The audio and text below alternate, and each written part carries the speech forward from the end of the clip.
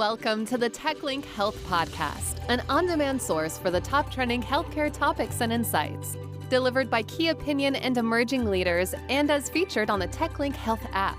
The healthcare industry is rapidly evolving, so our goal is to connect listeners to the most relevant insights, ranging from digital health to financial well-being to interesting side gigs. For more details, visit www.techlink.health.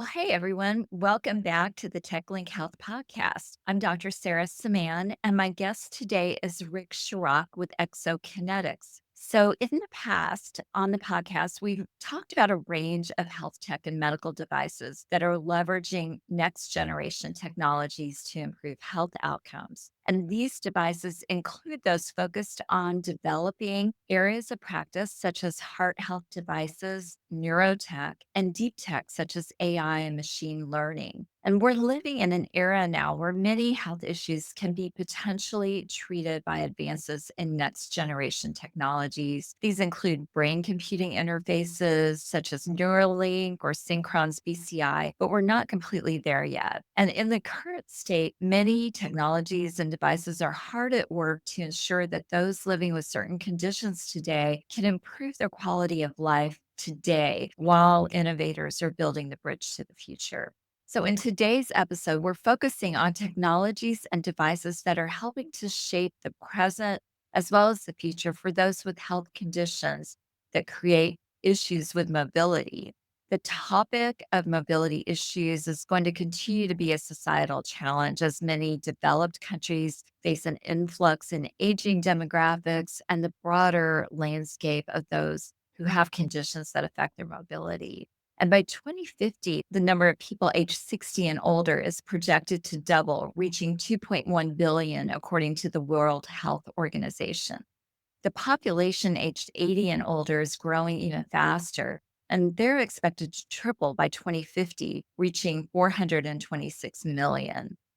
And by 2030, the global demand for long term care workers is going to rise by 69%, or 13.6 million additional workers. So the global shortage of healthcare workers is particularly acute in aging care. And some estimates suggest a 10 million worker gap by 2030. And based on the overlap of aging, disability, chronic conditions, and mobility challenges, an estimated 500 to 700 million people globally may experience mobility issues, including the risk of falling, tiring easily while walking, and difficulty moving simply from sitting to standing without assistance.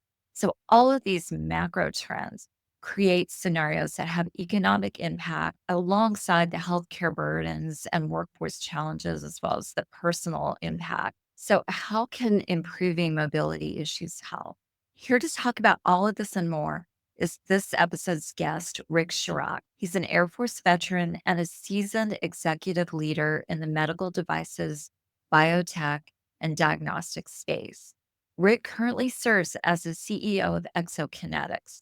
Now, Exokinetics is a mobility technology company, and it's dedicated to helping restore a full range of movement, independence, and a healthier lifestyle for those who struggle with diminished mobility due to age, injury, or chronic diseases. This device was invented by Hall of Fame and Oscar winning Steadicam creator Garrett Brown and his partners. And the Zine is a state of the art upright walking mobility device designed for those who are at risk for falling, tire easily when walking, or want to move from sitting to standing without assistance. The Exokinetic mission is strongly committed to revolutionary advances in this mobility industry and the continued development of life changing products.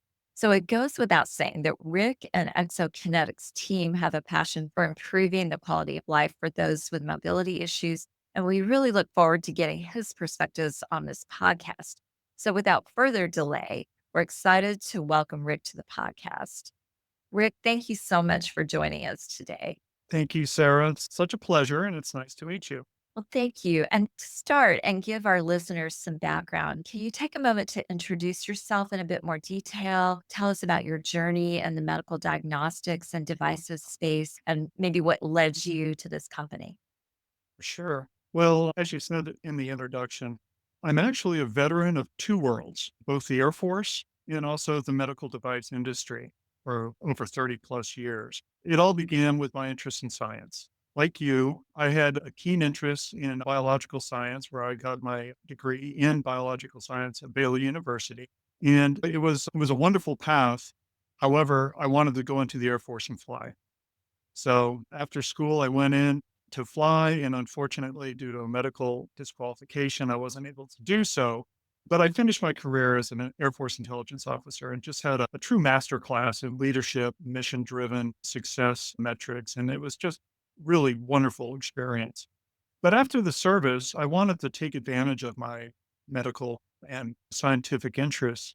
So I got on with Abbott Laboratories, their diagnostics division. And this is in the late 80s when medical diagnostics was really blooming. Prior to that, it was pretty basic. And with the advent of computers and all the technology advances, diagnostics was the hottest thing back then. And I really enjoyed it. Abbott was a big company, had great resources, and they were able to teach me about the medical diagnostic industry and teach me how to sell, because I was going to be a local selling field sales guy that was calling on hospitals and laboratories, and just really enjoyed it. I was there for over 6 years. And after some advancement, I was recruited away by a early stage company at the time called Ventana Medical Systems. And this was a real rush for me because I stepped from this Fortune 100 company into an early stage startup, if you will, that had a very innovative technology to automate pathology testing in the pathology laboratory. And this is primarily focused on tissue testing for cancer diagnostics. And that really whet my appetite for medical innovation. 15 short years later, after taking the company public, growing it, creating a market space was game changing. And then a very nice exit, selling the company to Roche Diagnostics, which is a big, big company. I really had a great time. And it was a true experience to see the focus of a committed team to such a wonderful technology and mission. But after I got out of Ventana, I decided to shift my career a little bit more toward targeted therapy diagnostics. So I entered into the whole world of startup companies. During several years, about a 10-year span, I worked for four different startups, each with its own unique testing technology that would help determine which cancer therapy would work better for a certain patient with a certain cancer presentation. So it was very targeted diagnostics. And after doing this, it just made me realize even more the importance of technology and taking care of people and helping them, especially in the cancer arena. But after this phase, I then shifted again into engineering. I've always loved engineering, and I ended up working for a company called Zymedica, which later became Verinex. And I took my diagnostic and medical domain, if you will, into helping these very early innovative companies that had these novel technologies that they wanted to commercialize. So we had to engineer a way of automating their technology into the marketplace. So, long story short, after I got out of the engineering space, I had this wonderful opportunity here in Philadelphia to lead Exokinetics. And as you said, Sarah, Exokinetics kind of is a hybrid of medical technology and engineering. And we now produce one of the most game changing mobility devices on the market today. So it's been a wonderful journey. It's been a long journey, but it's fun at this stage of my career to be with such an impactful company and to serve such amazing and courageous customers as our disabled customers. That's quite a journey. And to have started back in the 80s when things were really just getting started with health tech to where you are now, you've seen it all. It's a great time to be in medicine just to see the advances and how many people are just literally cured or are able to maintain a quality of life because of medical innovation. It's been inspiring. It is amazing the time that we're living in. And it's well noted that the zine device was created, invented by Hall of Fame and Oscar winning Steadicam creator Garrett Brown and partners. So, kind of from somebody who didn't start with a medical background, but created this device that can really have life changing impacts for people who maybe don't have other options. So, let's talk about the creation of the zine and the whole creative process. How did having this type of team contribute to the specifications for the device? And what's the science behind the zine and what types of intellectual properties are present in the device? And also give us some insights into the creative thought process of Garrett Brown, who clearly has a remarkable track record of innovation with 120 patents and being inducted into the National Inventors Hall of Fame in 2013. So I'm curious, based on your experiences with Garrett, what advice can you share with other innovators in the healthcare and life sciences space? Absolutely. It's really been a pleasure to follow Garrett into exokinetics. Garrett is such a character, as you can imagine. He's a famous or infamous, I should say, inventor here in the Philly area. Everybody knows the name Garrett Brown because his claim to fame was the Steadicam, as you had mentioned. And his first movie that he used this Steadicam system, which was enabling a cameraman to have a big movie camera on this harness that literally floated the camera. So the cameraman can run as he's bobbing up and down, but the camera stays steady with the Steadicam. But his first movie was Rocky in 1972. And he was the cameraman with his own device that he invented that followed Sylvester Stallone up the stairs of the Philadelphia Museum. And that iconic running up and putting his hands in the air, that was all filmed with the Steadicam. And that was the first time the movie industry had ever seen anything that innovative.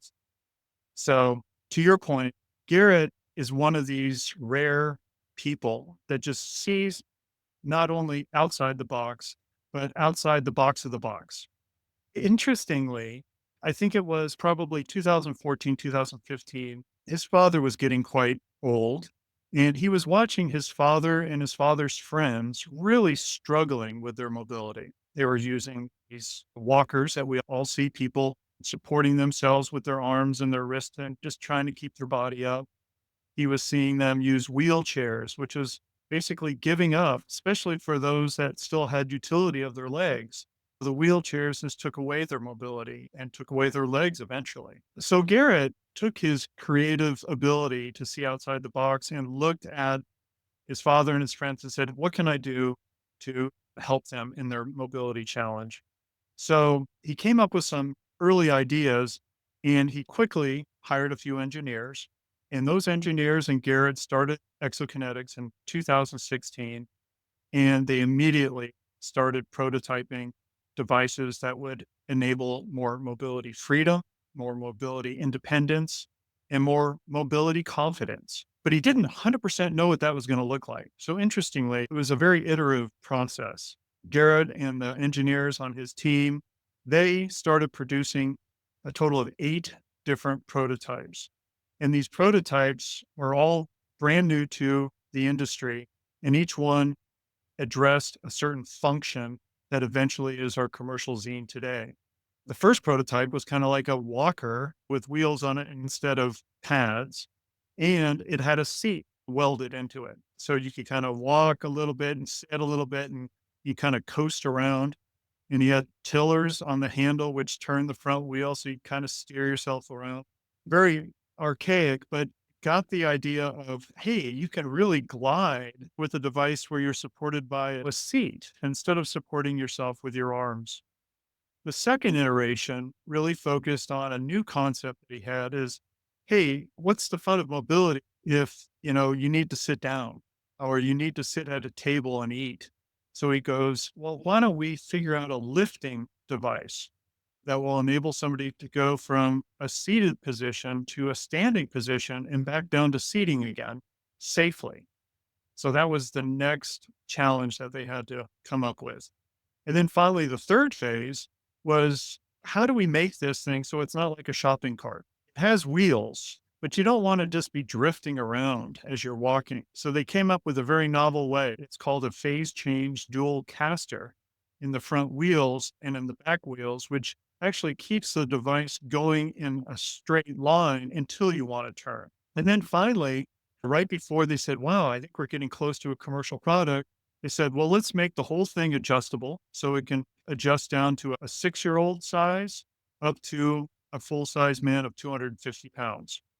And let's make it foldable. Let's make it so it collapses and you can put it right in your car. Small little concepts that were just blowing everybody away because they've never been done before. So as a result, we have the zine today, which has just been a fantastic commercial success. And it's protected by several patents. We have numerous US and international patents pending and posted. Primarily, the patents cover the lifting chair mechanism, the way that we use gas springs to lift up to 75% of a person's body weight from a seated position to a standing position. We have patents all around those casters, all around the wheels, so that it makes it the most elegant and easy to manipulate rolling device as you're walking or coasting, which we'll talk about later. And then finally, he has a range of patents for the elevating chair and walker system, how it all works together, adjusts, folds, the architecture of the system. So Garrett is a patent hound. Like you said, he has 120 patents and he has a lot of patents now for the Z. And that's what he still does today. He manages all of our patents and we're getting patent positions throughout the world so that we can expand to international. That's remarkable. And just hearing about all the bits and pieces that go into it and the thought process of creating all of that integrated into one. Just amazing. It took them, Sarah. They started in 2015 with the idea. They created the company in 2016, and the commercial product wasn't launched until March of 2022. So it literally took them 5.5, almost 6 years to go through this process and design a commercial system, which we know as the Zine today. And I tell you, it wouldn't have been as good of a product without the time and energy and level of concentration.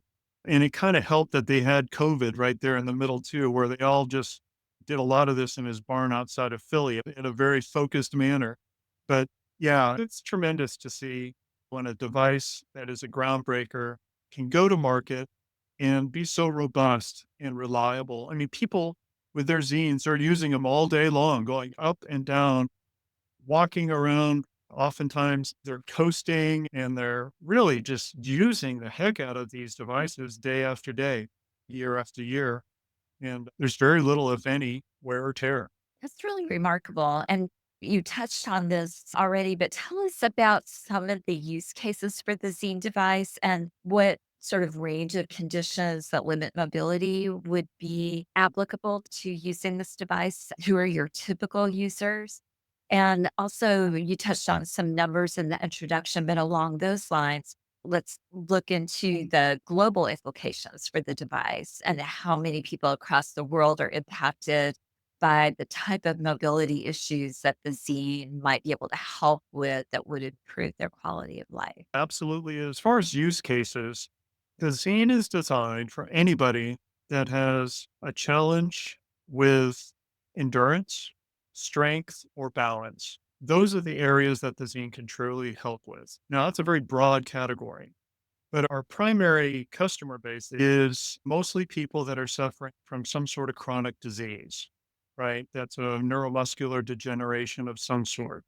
And that's MS or cerebral palsy, Parkinson's disease, that type of thing. Those folks are needing a mobility device that will help them either maintain or, in many cases, regain their mobility. But the key is they have to have that desire to use their body. One of the things I didn't mention earlier, Sarah, is that the zine is non-motorized. The zine has no batteries, no motors, which a lot of these electric scooters and things compensate for the person's mobility. The zine is locomoted by the person in the device, and it really encourages focus and a lot of determination to be mobile. And the people with zines, we've seen stories, especially in the chronic disease area, where they'll be able to barely move their feet in the device, but they're supported by sitting on a very large seat and there's a belt around their waist. So even if they fall forward, it will catch them. They can't fall. So once they realize that they're not going to fall and hurt themselves, which is the number one concern of anybody with mobility disability, then they'll start allowing the device to support them, and then they can allow their legs to start moving a little bit more and more. We had one lady, and she got a zine and she could barely move her leg. She has a disease called ataxia, which is the degradation of the cerebellum in her brain. And we want to make sure our customers are satisfied. We kept saying, "Are you sure this is the right device for you?" And she goes, "I'm going to practice. I'm going to get my legs to move." Well, fast forward 2 years. She's had it for 2 years. Now her husband drops her off at the high school racetrack where the track and field is, and she does laps in her zine and often does 2 to 3 miles. And her husband goes off and he goes, walks in the park. He doesn't have to worry about his wife falling because she's in a device that won't allow the fall to happen. And her leg strength, everything. I mean, her whole body has changed. She lost weight, her legs gained muscle, and sure, she can't walk without a device, but the Z has given her that independence again. So chronic disease is our first one. We got off on a tangent there. Our second use case, a lot less than chronic, is injury. So we work with a lot of people that have suffered from traumatic brain injuries, spinal cord injuries, strokes, or people just recovering from surgical procedures. The zine is ideal for those folks, again, because it meets the people where they are in their current physical capabilities. And as long as a person can use their hands to squeeze, and not, it doesn't have to be super hard, but the levers on the zine to engage the seat, to go from seating to standing requires that the person be able to grip those levers and squeeze them. It's kind of like squeezing an empty plastic water bottle. And then we have some brakes that are like bicycle brakes that you squeeze the brakes to slow the device down. But as long as people have utility of their legs, at least one hand can squeeze a lever and that they are under 250 pounds at this point in time. We're actually testing to see if we can raise our weight maximum up a little higher. But if they meet those minimal physical requirements, they could use the Z. And then finally, and most exciting to me at this point, is our aging population. Up to this point, again, I've only been here for a year, but up to this point, we really haven't marketed to the active senior population very much. And we'll talk about that later, I think, about the senior population. That's a very interesting market segment because there's so many ideas and restraints in people's minds, and new technology is exciting to bring to them. So, like we said earlier in the podcast, by 2050, there'll be 426 million people 80 years and older. And not only do they need support with technology, but they also have caregivers that need to have devices that keep them safe as well, because lifting a person from a seating position to a standing position as a caregiver, when you're lifting their weight up, there's tremendous opportunity for injury to the people that are supporting. So, yeah, it's amazing. And with 500 to 700 million people today that have mobility issues worldwide, it's a big challenge. And it's just getting bigger as our population ages longer. In fact, I think the CDC said that there's probably about, here in the United States, around 17 million people today that are using mobility devices just here in the US. So our mission is to provide an alternative to some of the standard devices that are out there, the ones that either promote non-use of your body or the ones that actually put people in peril because of fall probability. Yeah, I think this is really exciting because as a cardiologist, I saw so many patients that would fall into all of those categories and how their lives were impacted by their lack of mobility, even though mentally they really wanted to get out, they had the desire to get out and be with people. And we know that when you're stuck in the house and you can't get up and you can't get outside, your mental faculties often deteriorate as well, and depression and the muscle wasting, all of these things kind of play into the options that the zine can open up for these people. It's such exciting technology. Well, and you hit it right on the head. People say, if you can tell me one criteria for someone to be successful with a zine, I'd say it's determination. You get somebody that says, I want to keep moving. I don't want to stop moving. I want to either maintain what I have or I want to get better at my moving, my mobility. Those people are fearless and they can create miracles. We've seen it. That's really remarkable. And also just thinking about this, the caregivers, because often it's the wives that are caring for their husbands and they're about half the size of their husbands frequently, and they're just not capable of helping another person up, or even vice versa. Anybody who's not trained as a caregiver, it's overwhelming to try to safely get somebody moved from a sitting to a standing position or get them out to a restaurant or something like that. So I can see how this could take a huge amount of the burden off of the caregiver as well. Absolutely. Just recently, we had a mother of a 26-year-old boy with cerebral palsy, and she saw the zine, just happened to see it at their PT clinic, and she immediately came and they tested it here at our factory and loved it and bought it. And she was talking to me. She goes, yeah, she goes, last year, I was my son trying to help him move from a seated position to standing and move him a few steps, and he fell. She goes, my husband wasn't home and he's a 26-year-old man. And she goes, I could not stop his fall. And he fell and really hurt himself. And she couldn't get him up. They had to call the fire department to get that boy up, and he hurt himself so badly. It took him almost a year to recover from all the injuries. And that was just one fall. And he's had the zine now for, I think, 6 or 7 months. And he's going to the mall, he's zining around. He's still supervised, of course, but his independence, his confidence, and he can't fall. I mean, he can stumble forward, his hands can be in the air, his feet can come off the ground, but the zine will hold you in the device because it supports you from your lower area. And it's a game changer and it can help a lot of people. It's really remarkable. So, as we discuss the Zine device, it can be useful for a wide range of mobility issues. But let's dig even deeper into the use cases targeted at the elderly. So, one concern across the globe, as we've referred to, is an increase in aging populations and those challenges associated with caring for that demographic, particularly for countries like the US and Japan, but also China and throughout Europe, where families might not be as cohesive as they were before, or people just don't have the capabilities for caring for people who are disabled in these ways. So, when thinking about the broader theme of aging demographics,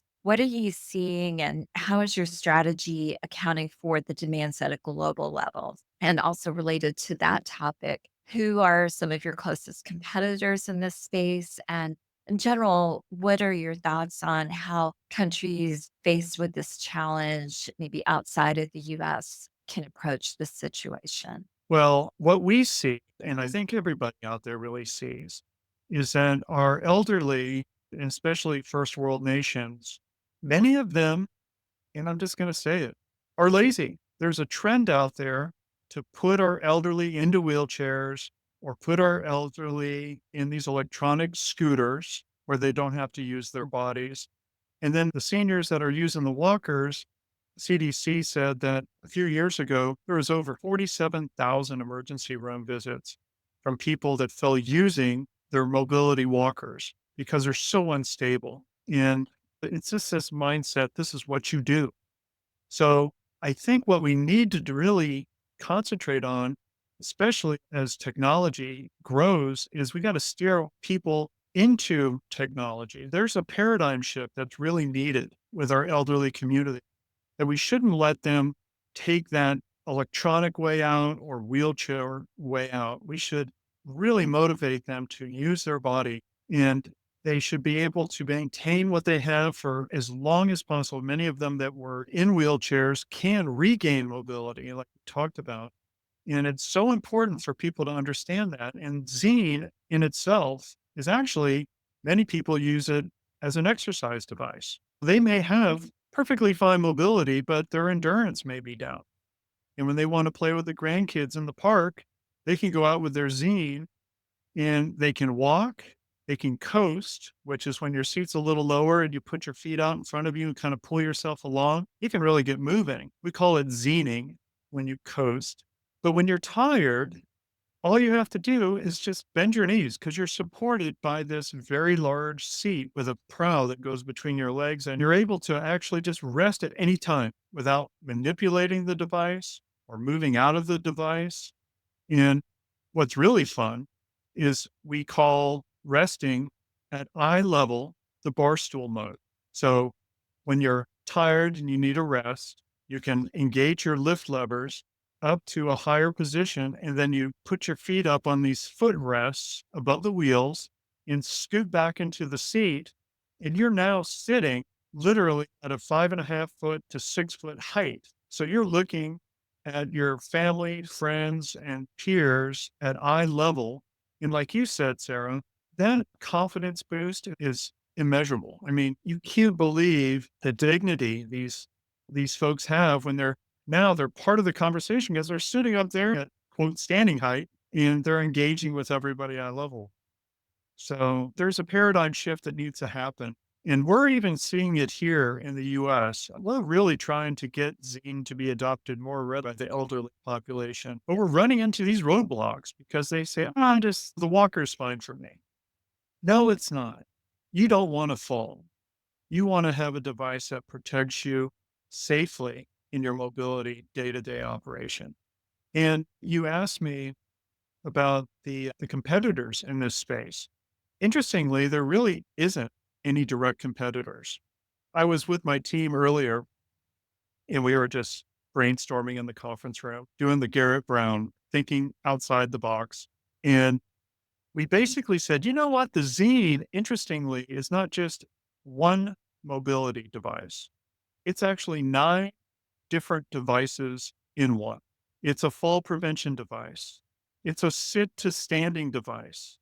It's a standing device. People weight bearing in their legs. It's a gait trainer to help people relearn to walk or walk. It's a walker with posterior support and it's hands free. So your hands aren't holding your body weight up. Your hands can be in the air. It's a coasting device. Like I talked about before, it's a exercise tool. It's a transport chair. And finally, it's just flat out a comfortable chair. I'm sitting in a zine right now. In fact, everybody in my office, we don't have office chairs. We have zines that we sit in because they're so comfortable. And all of our desks are at high levels. So we just elevate ourselves to our high level desks. And we're all sitting at 6 foot tall, typing away on our computers. It's really fun. But that's why there's not a lot of competition. The biggest competition is that there's very inexpensive single use devices out there. Rollators are walkers with wheels on them. And you'll see people with those. Again, they're supporting themselves with their upper body. Everything's out of balance and the opportunity for falling is high. The fall prevention is not there. So there's just not a lot of competitive systems do the same thing, but there's a lot of less expensive devices out there. And then finally, you were talking about in general, what about countries throughout the world that are challenged to approach the situation of their elderly population? Again, just from my standpoint, it would be wonderful if countries would embrace this whole concept of mobility longevity, keeping people moving longer. There's so many health benefits, not only to moving, but also to standing and to walking. And if you can do it safely, it enables you to have better bone integrity, better cardiovascular strength, better circulation, better digestion, build your core strength if you're able to stand, get your weight on your legs. It reduces weight gain and all those pressure injuries that people get from sitting in wheelchairs. And like you said, Sarah, just the overall well being and alertness people have when they're moving and when they're standing tall and their spine is straight and they're confident and they have dignity. It's a huge mental benefit. And it would be wonderful if countries would help subsidize some of this technology cost. You can imagine it took us a ton of money to develop Zine over 5.5 years. But I tell you, the value is so worth it because it incorporates so many devices all in one. And as long as we keep our elderly population engaged and mobile, then they'll be productive citizens well into very old age. And that would be the ideal scenario. Yeah, that's really, really compelling information. And just again, the idea of allowing people to stay engaged. And as you were describing that, I was kind of picturing the typical scenario where someone's in a wheelchair and they're kind of down low and the conversation is happening above their head and nobody's looking at them, or they're sort of being shoved off to the side. And so just to be able to be a contributing member of a social group or in a family and not just the person that's sort of down in the chair could make a huge difference and maintain those social connections and the intellectual growth that we know people are capable of well into advanced age. Absolutely. We call it eye level chats. And just the benefit of having an eye level chat with somebody is life changing to many. Yeah. So the broader mission of exokinetics seems to be beyond the anchor of the zine itself. So tell us more about the overall mission to advance the mobility industry and what might be in store for the future of exokinetics. So, no, you're exactly right. Our current Z, we call it Z 1.0, is our anchor product. This is our first commercial product that Exokinetics has introduced to the market. And I tell you, like I mentioned, it is so prime time ready. It has proven just over time, over 1,000 users out there. We have people all over the world that have them. Really only ship here in the US, but a lot of times they'll ship it to somewhere in the US and then ship that one to China or Europe or whatever. But we have people all the time coming back at us going, "Wow, what do I have to do to maintain my zine?" And we're going, just treat it right, keep an eye on it. Every once in a while, you have to adjust a cable to tighten the cables a little bit so that your brakes still are highly effective, but it's very robust beyond our expectations. But what's next, I think is what you're asking. What we're focusing on with the Zine 1.0 is to now go into a couple very specific market segments. We have an opportunity to address people that are very tall. So we're in final stages of making a tall zine, and that's for people 6'5" and above. We are in final stages of making sort of a bariatric zine for people up to over 300 pounds. Right now, our weight limit is at 250 pounds. And then, interestingly enough, we're very close. Again, this is with the Zine 1.0 to having a pediatric zine. Put smaller wheels on it, lowers it another 2 inches. Put an assistant brake on the back of it. And we've had young people from the age of 6 to 9 try this, and we've taken it around to several children's hospitals. And it's just wonderful. This device that can take a 250-pound man is the same device that can take a 50-pound 6-year-old. And again, we one of the best stories we had is twin boys, 9-year-old, both with cerebral palsy. Their legs were highly affected. Their bodies were pretty rough. Mine's as sharp as a tack. And they couldn't afford zines. They saw them. Their father called, found out what the price was, and they said, "I'll never be able to afford it." Well, that actually instigated my idea of creating a foundation. Long story short, we were able to get them 2 free zines for these 2 twin boys with cerebral palsy, and we have videos of them, and it's amazing. They're walking with their hands above their head, and they're going, "Dad, this is the first time we've ever walked in our lives with our hands free." So, never held on to the handlebars. They just walked around with their hands up in the air. And just in the hour and a half that they were here trying the Zane, they went from kind of figuring it out, and at the end, we have videos of them. They're literally running. They're leaning forward. They're using their legs. Their legs are going up and down, and they're running, and they're going, "Dad, we've never run in our entire life."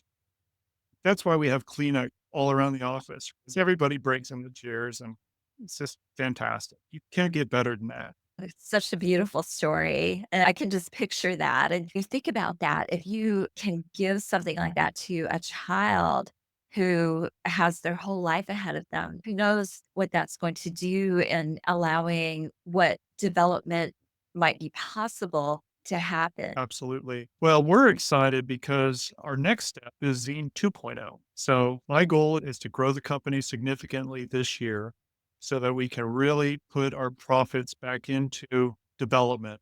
And the Zine 2.0 will be lighter, stronger, have a smaller footprint so that it can fit into more confined living areas.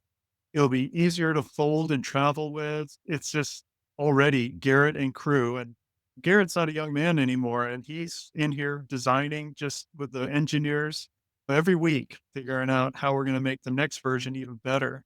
That's just a remarkable story.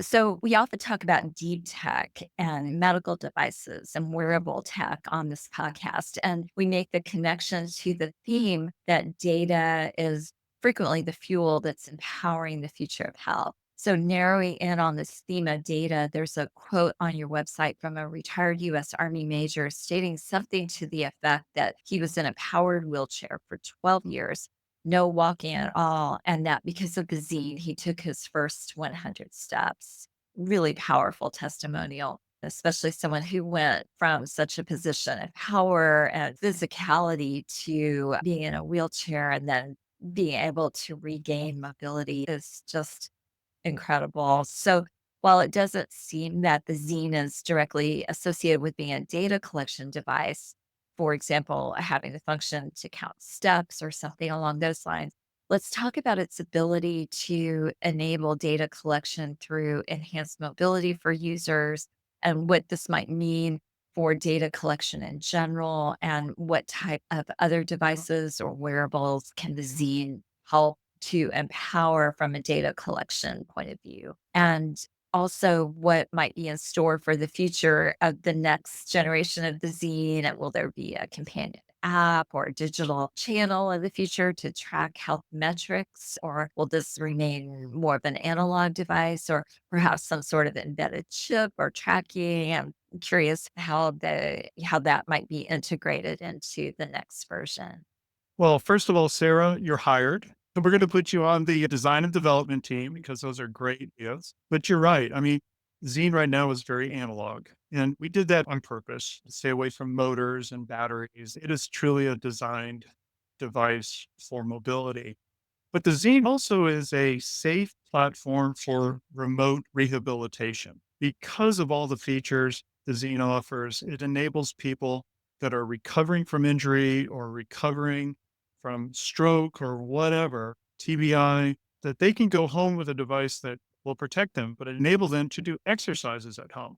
And as we all know, this day and age, we all love to exercise and we love to monitor our biometric data, Fitbits or Apple Watches or whatever.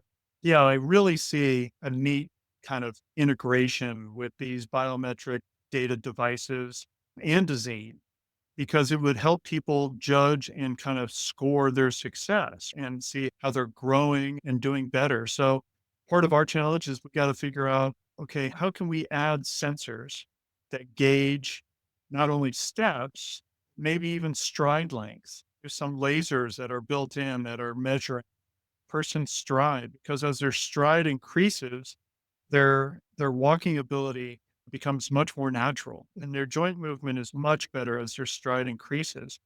And when you have this feedback, like you were saying, to the user, it kind of motivates them to achieve goals. We all try to hit our 10,000 steps every day. I'm not even close to that.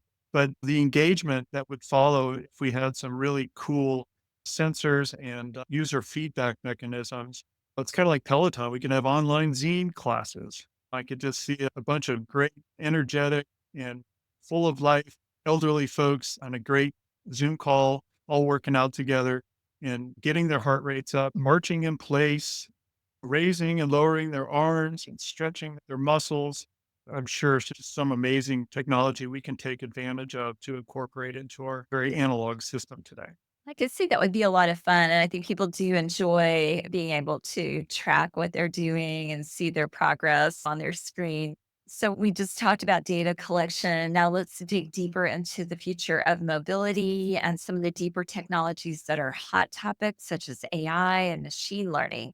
And if we think into the future, say 2050, 25 years from now, what will we see for those who have conditions that limit mobility? And Are we approaching the era where brain computing interfaces such as the Neuralink or the BCI from Synchron will help alleviate certain conditions that limit mobility? And how does AI or other deep technology type of programs or products fit into all of this? Yeah, no, and that's a little bit out of my wheelhouse. But, it's amazing the projections that they're making. I'm sure you're hearing about them through your podcast guests as well. But I'm reading that second book that Michael J. Fox wrote, right? He's 10 years into his Parkinson's, and his doctor, and this book, I think, was written around 2010 or so.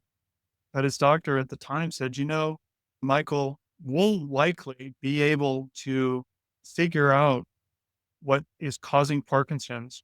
And by using neural link technology, and this is 10 years ago or 15 years ago, we should be able to harness what's malfunctioning in the brain so that people can operate at an almost normal basis. And that's just fascinating to me. You can imagine with AI today, the opportunity for these interfaces with technology into the human, especially the human brain, will happen at such a faster pace and such a more efficient pace because how quickly things are advancing every week almost. Now, from my opinion, though, I don't know. And again, this is not my area. Just as people age, you start losing your endurance and your balance and your strength. Your proprioception of where your body is in space starts to degrade. It happens to every one of us. It's part of our human nature. I don't know if that type of thing will be remedied, but you can imagine technology will start going into more external devices. We go to trade shows quite a bit and we're seeing these amazing exoskeletons that are attaching to people that have absolutely no feeling or muscle control of their lower extremities at all. They're paraplegic and they're walking with these amazing robotic exoskeletons. So again, I think we're just at the cusp of enabling just some amazing technologies to supplement people that are suffering from a disease, but also people that are just simply aging and want to maintain their ability to move. It really is an exciting time. And I think in just about every specialty, we're seeing these really fascinating sort of tech driven changes and options and opportunities. So, one of the primary drivers for a new health ecosystem is the rising cost of healthcare and accessibility at a global scale. And given your role as a CEO, let's talk more about the cost structure of the zine and the broader commercial strategy and how those with mobility issues might be able to attain access to the device. Perhaps how is it distributed, who pays for it, and what channels are being created to improve accessibility. Sure. Great question. You're exactly right. I mean, our health ecosystem is definitely rising, and we all feel it every year. Health insurance increases, everything increases. So, our goal with Zine is to provide a highly reliable mobility device that people can use every day for years and years. So, we spare no cost in making our zines. Each zine is handmade, each zine goes out of our factory customized to the height and to the weight setting of the individual that bought it. And we take such pride in the quality of our work. It is beautiful. In the zine itself, I wish I could show you a picture. It is very cool looking. It kind of looks futuristic with the curved, protruded aluminum. It's a beautiful device, but it costs money. So our cost for a zine averages a little under $5,000. But like we were talking about before, interestingly, if you looked at all what the zine can do, we call it the 9-in-1 device.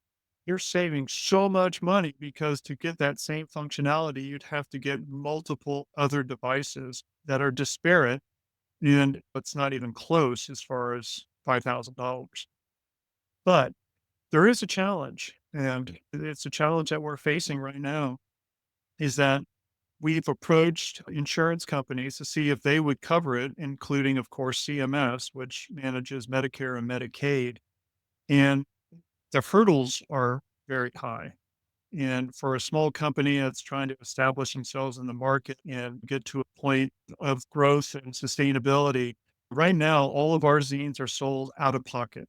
In other words, people just have to buy them. Now, we understand that not everybody can afford a $5,000 device.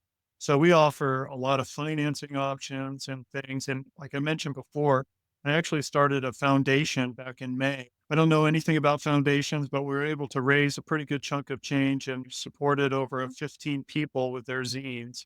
But we're trying to do everything we can to give options for people to afford this device. And eventually, what we truly want to do is approach CMS again because we'll have to get our own HCPCS code, our own medical device code, because it's so different than anything else on the market. But in order to do that, we have to have clinical studies. We have to have backing from the medical community in the form of studies that show the benefits of standing, the benefits of our device reducing risk of harm, reduce risk to the attendance of people. So, one of the things we also do for our buying customers is we offer an extensive home trial program where people can purchase a zine, we'll ship it to them, they can use it in their home, take it outside, really make sure it's a good fit for up to 14 days and don't tell anybody. But if they call back and they say, "Hey, I need a little bit more time," yeah, we're pretty lenient on that, especially if they have an opportunity to take their zine to their physical therapist or just to have a little bit more confidence that this is the right tool for their mobility. I can see how if you have one of these devices, perhaps you're not going to break a leg, or perhaps you're not going to have to pay for a caregiver, or you're not going to get a pulmonary embolus because you've been sitting for hours at a time every day. So perhaps once there's more data on outcomes or muscle strength, perhaps it'll be an easier lift. $5,000 compared to the cost of a hospitalization or even an ER visit is almost nothing for something like this that can be life changing. So I hope it's just a matter of time before the risk benefit analysis is clear. Well, and one of the things I forgot to mention too, Sarah, is that we do have 30 distributing partners in the United States right now. And we really like our distributor relationships because they have showrooms and they have zines in their showroom. Our distributors are a great place for people to go and try a zine and also look at other alternatives because we do want to make sure our customers are satisfied with their purchase. It's a big purchase, but boy, I tell you, we have racks and rags of wonderful reviews and testimonials of how it's changed people's total outlooks on their mobility. That's fantastic. So, staying on this topic of distribution strategy and accessibility, it's noted on the website that the zine is VA approved. So, that's exciting. Tell us more about the path to VA approval and the implications of that partnership.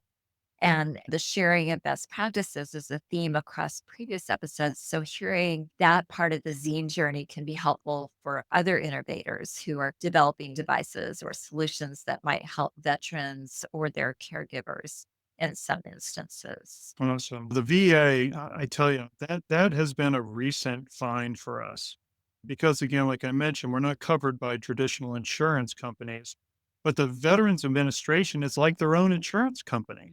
And their whole focus is to support the vets.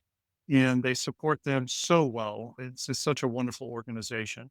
But what we found is that the first thing you would want to do, which we're still in the early stage, but you want to register your device with the VA system. It's through the SAMS network, SAM network. And it basically registers your product as a medical device with the government. And it enables the VA to purchase your device. And again, you have to go through a few hoops because you're not contracted yet. Because the next step is to get on the VA Federal Supply Service schedule. And that's what we're in process of doing. That's essentially contracting with the Veterans Administration, pricing, terms, warranty, the whole shoot and match is pre-negotiated in this contract so that any VA medical center, for that matter, any DoD or government medical center here or overseas, it's just, oh, you want a zine? Click, and it's ordered, and you're good to go. So we're very excited about getting on that federal supply service schedule. The VA is interesting. It's hard to cold call a veteran administration hospital. So one of our big best practices with the VA is we wait for the vet to call us. Zine is all over social media. We're all over Facebook, Instagram, TikTok. Got a million views on TikTok the other day. So people see us on social media and they call and they say, tell me about this zine. And if it's a veteran, we'll say, hey, are you working with a physical therapist at your local hospital? And he goes, yes, or she. And then we use that relationship, that single vet, to get us an appointment with their physical therapist or occupational therapist. And then we'll do a video demo of the zine so that they can see what it is. And 9.9 times out of 10, the therapist is going, oh my gosh, I'd love to get that. That's awesome. That would be fantastic. So we're able to either help that particular vet or the therapist will say, boy, it'd be great if you guys came and showed us the zine in person. We'll bring all of our therapists together. We'll bring our executive management team together so that they can see this new technology. So it's kind of a fun way of selling, right? Because you actually have a customer, a potential customer that's introducing you to the financial, right, the VA. And they're so excited because the VA's mission is to help the vets. And when they see a device like this and a vet that will fit into that device so beautifully, they're achieving their mission. And so we just love our VA hospitals and our vets. And it's just been such a neat relationship. We are looking for those key VA hospitals that will be the case study for us. And that's something, as you know, as a physician, you always want to have that perfect example of where they were before. Now they get a zine, and where they are today is they're sitting vets all the time in these zines. They're getting vets out of wheelchairs. They're steering vets away from wheelchairs into a mobility device that will keep them moving using their body. So once we get some really good case studies, then we'll try to populate it throughout the V networks to say, hey, you too can do this. Like this V does here or this V does here. And also, the VA has tremendous science research going on. So, like I said before, if we're going to get covered by insurance, we do need clinical study partners that will write about mobility changes with the zine and mobility benefits. And then ultimately, when you work with the VA, as I mentioned before, it translates into the Department of Defense. And then one of the largest employers, even today, are government employees. So it's an avenue to get into the TRICARE network, which is the government employee medical insurance network. And we're very excited about that because we figured we can help so many people, be it soldiers, employees, or family members of those employees.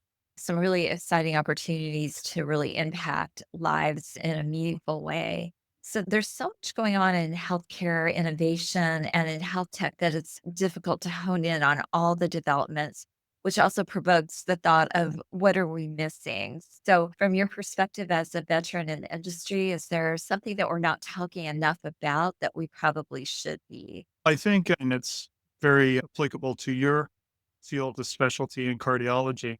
I think we need to talk about preventative healthcare, and that works in the mobility space as well.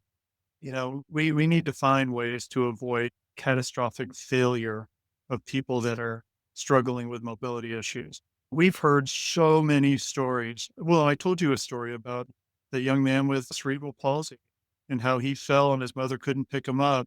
And the injuries that he sustained took a year to fully heal. And that traumatized him. So if we can find ways to avoid these catastrophic failures as much as possible, it's not only physical, but it's mental. And I think this is very important for us as healthcare industry professionals to try to find ways we can promote health benefits and keep people as healthy physically and mentally as long as possible. Such important points that prevention really is the cornerstone of keeping people well. And yet, sometimes it's one of the most difficult things that we do. So, in closing, any final advice for those wanting to stay connected to the innovations that are happening in the mobility space and within exokinetics? And also, we're always interested in topical book recommendations or any other type of content on the subject. So, I'd love to hear your thoughts about that. Sure. Well, if you're interested in learning more about the zine, please visit our website. It's gozine, zeen.com. So it's gozine.com. And not only do we have a lot about our product, but we have a great newsletter. And I highly encourage people interested in this topic of mobility to sign up for our newsletter, put them out monthly. We talk about various things that affect people with mobility challenges. And oftentimes we'll have what we call eye level chats. We have a whole series of them on our website, but when we get new ones, put them in the newsletter first.